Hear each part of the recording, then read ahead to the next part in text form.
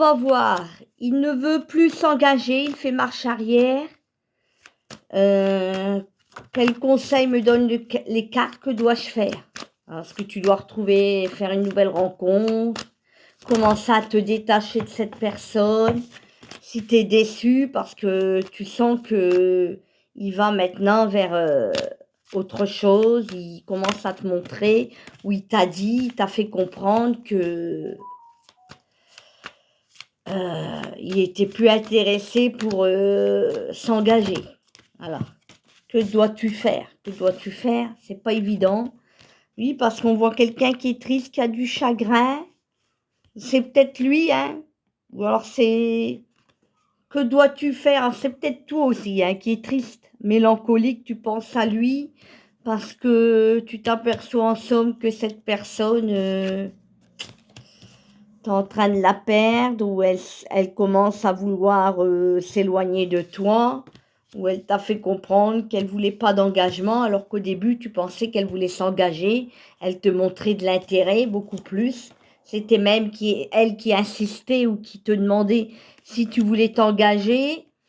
Il y a quand même une histoire d'amitié, de quelque chose quand même d'assez, où vous êtes fusionnel, où vous êtes vraiment très rapprochés. Accident, ouais. Il y avait quand même une belle complicité, quelque chose de beau à la base, qui faisait que vous étiez vraiment très proches, en accord, et même très l'un et l'autre, vous ne faisiez qu'un, hein. Il y avait vraiment âme sœur, une complicité, quelque chose de fort. Il y a eu comme un accident, ça veut dire peut-être une rupture, une dispute, ou quelque chose, un choc, hein. Quelque chose qui est arrivé brusquement, qui a fait que vous n'êtes plus aussi rapprochés, voire même vous êtes peut-être même en séparation,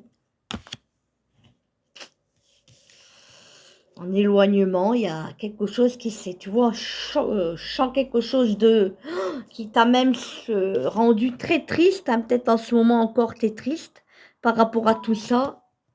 Oui, pour moi, c'est une histoire protégée. On dirait même une âme sœur, hein.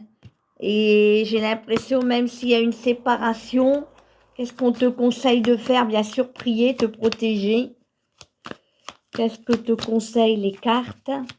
Mais je vois quand même que c'est pas si négatif, parce qu'on te dit de rester dans la sagesse, l'acceptation, de rester zen, t'occuper de toi, d'accepter bien sûr que les choses vont pouvoir s'arranger d'elles-mêmes et que tu dois pas t'énerver.